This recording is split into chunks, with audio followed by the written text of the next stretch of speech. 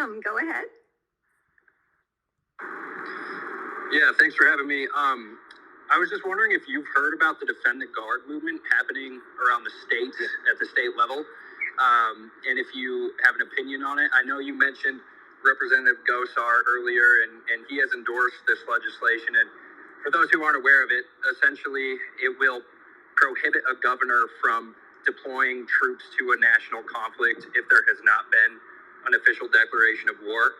And everyone who's interested in that, I highly recommend you follow Diego Rivera, who is a current speaker. He works with an organization that is pushing the legislation around the states. They're doing great work. Lim, I have heard of it, and I love it. I've heard from some states. I actually had a state senator call me.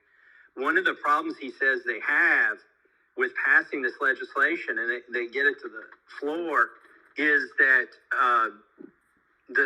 some general will come in and testify and lobby, in his uniform and intimidate the legislators, and then they'll say, "Oh, well, your guard won't get as much money in your state if you do that."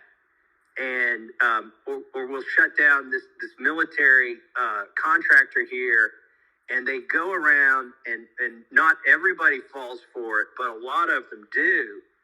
And in fact, my chief of staff, Matt Gertler, was a former Georgia state legislator, and he says they did that to them in Georgia, or tried to do it to him. I'm sure he didn't go for it, their pressure campaign.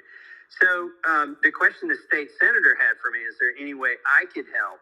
And there may be some way, where we could bring this up in a hearing or something, or, send a letter to the military, kind of brush them back from this pressure campaign where they threaten, maybe not explicitly, but implicitly, and then scare all the state legislatures against voting for it,